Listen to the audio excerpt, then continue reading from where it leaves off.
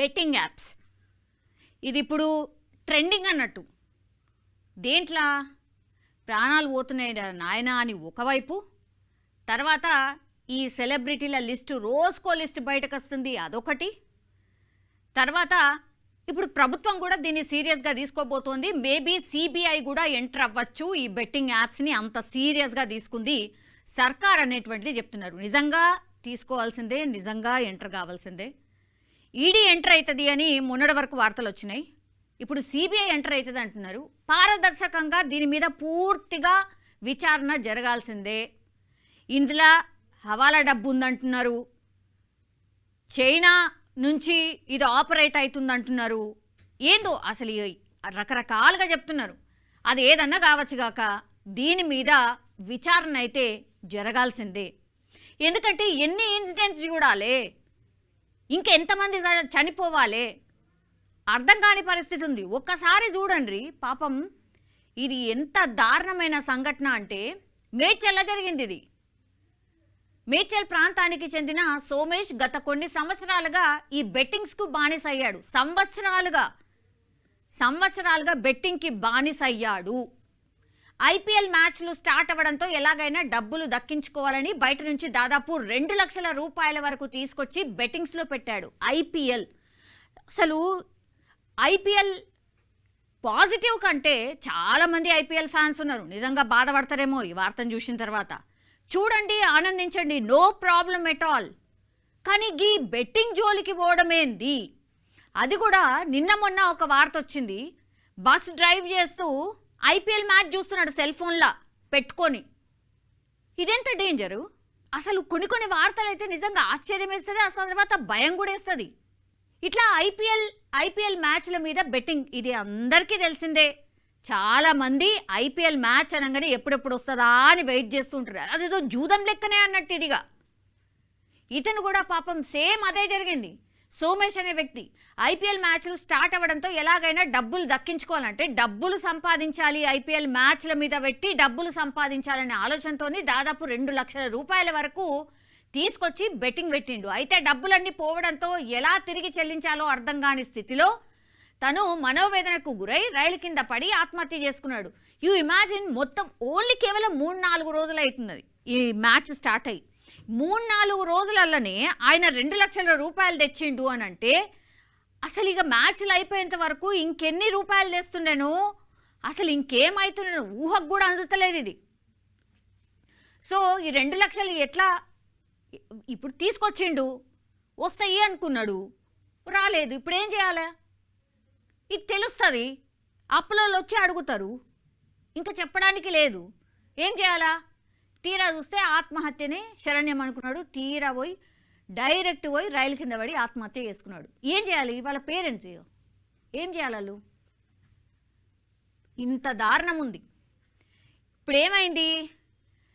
అయితే ఎంతకీ ఆయన ఇంటికి రాలేదట.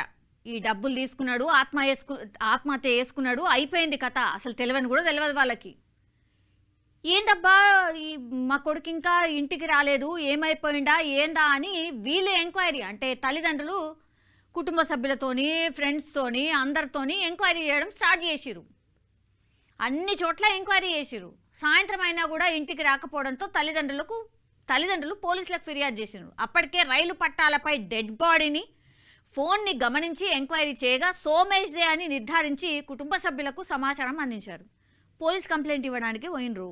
మా కొడుకు ఇట్లిట్లా మరి కనబడతలేడు, ఎటు పోయిండో ఏందో అని అంటే పోలీసులకు ఇన్ఫర్మేషన్ వచ్చింది, ఇట్లా రైలు పట్టాల మీద ఒకటి ఉంది, ఎవరో ఏందో అని.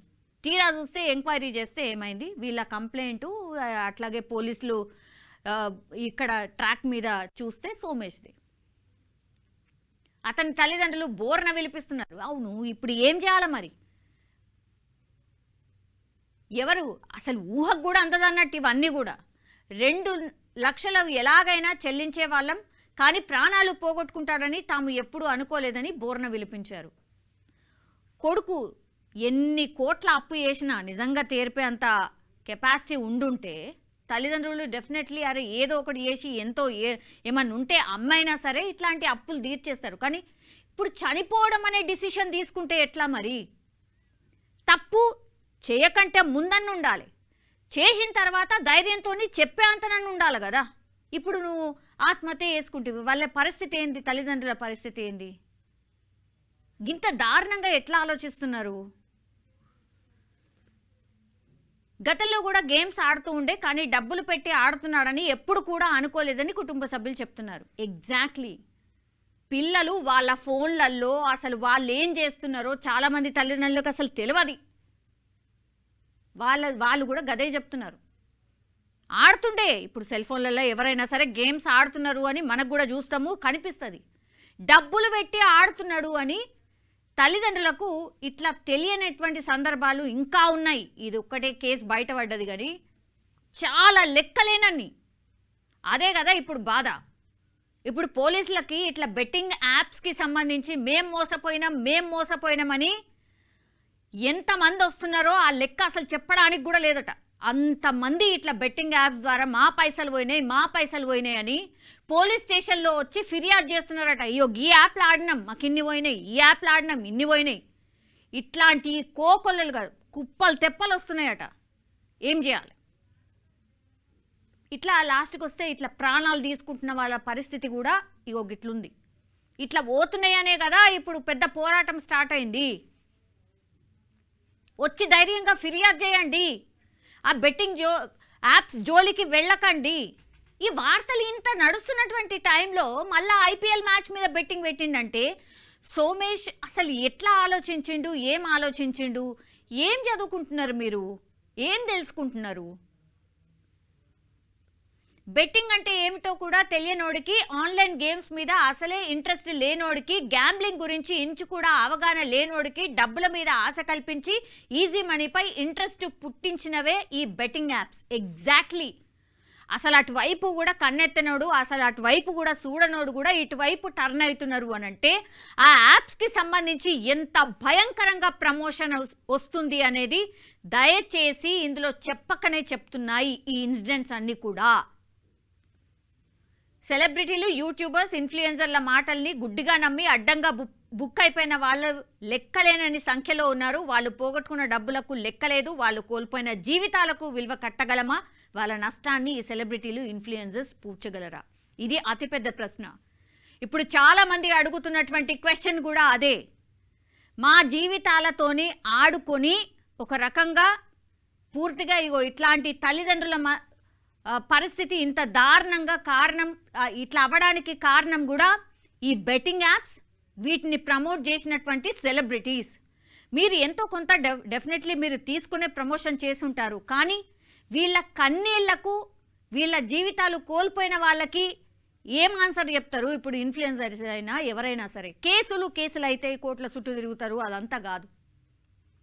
మనకు కూడా ఒకటి ఉండాలి కదా, మానవత్వం అనేది కొంతనన్ను ఉండాలి కదా. అది ఉంటే అసలు వీటి జోలికే ఓం కదా. ఎన్నేండ్ల నుంచో జరుగుతున్నది, ఇప్పుడు యాక్షన్ స్టార్ట్ అయింది. ఎప్పుడో జరగాల్సింది యాక్చువల్లీ. మన దగ్గర అసలు ఈ యాప్స్ నిషేధం అయినా సరే విచ్చల విడిగా ఈ యాప్స్ రోజుకొకటి తీరుగా పుట్టుకొచ్చినాయి. దీని మీద పెద్ద హవాలా డబ్బున్నది అంటున్నారు. తర్వాత ఎవరెవరు ఉన్నారో, ఎవరి హస్తం ఉన్నదో, రోజుకి ఎన్ని కోట్లు చేతులు మారిందో అసలు ఇక లెక్క కూడా లేదు. కనీస అవగాహన లేకుండా ఇన్ఫ్లుయెన్సర్స్ కానీ లేకపోతే సెలబ్రిటీస్ కానీ యాప్స్ని ప్రమోట్ చేసిండ్రు. ఇప్పుడు జీవితాలు ఆగమైపోతున్న పరిస్థితి కనిపిస్తోంది. కానీ ఒక అడుగైతే పడింది. నిజంగా ఇదైతే కొంత సంతోషించాల్సిందే. ఒక అడుగైతే డెఫినెట్లీ పడ్డది. ఈ బెట్టింగ్ యాప్స్ కావచ్చు, గేమింగ్ యాప్స్ కావచ్చు, లేకపోతే ఈ ఐపీఎల్ బెట్టింగ్ కావచ్చు, ఇక రకరకాల యాప్స్. ఈ యాప్స్ అసలు ఏడ కూడా కనబడద్దు, ఎక్కడ కూడా కనబడద్దు. మొత్తంగా కూడా ఎట్లా అంటే ఇక బెట్టింగ్ అనే పదం వింటేనే భయపడేలాగా చట్టాలు తేవాలి, అట్లాగే చర్యలు కూడా ఉండాలి. ఇది ఎవరైనా సరే ఇప్పుడు ఈ ఇన్సిడెంట్స్ చూసిన వాళ్ళు ఎవరైనా సరే రెస్పాండ్ అవుతున్న విధానం ఇది. సో దయచేసి దీన్ని చాలా సీరియస్గా తీసుకోండి. చాలామంది కంపారిజన్ చేస్తూ మాట్లాడుతున్నారు. అప్పట్లో డ్రగ్స్ కేసు అయింది కదా, గట్లనే అయి ఇది కూడా అట్లనే అవుతుందా? ప్లీజ్ దయచేసి అట్లా మాత్రం కాకుండా చూడండి. ఎందుకంటే మన రాష్ట్ర సర్కార్ డ్రగ్స్ మీద నిజంగానే ఉక్కుపాదం మోపింది. ఈ మధ్యకాలంలో అసలు ఎక్కడ కూడా అంత ఈజీ ఏం లేదు. ఇంకంతే దొరికితే అంతే సంగతులు. సో ఈ బెట్టింగ్ యాప్స్ మీద కూడా అంతే సీరియస్గా చర్య ఉండాలి. కేంద్రం కూడా ఇన్వాల్వ్ కావాలి, కేంద్రం కూడా దీనిపైన కఠినంగా చర్యలు తీసుకోవాల్సిందే.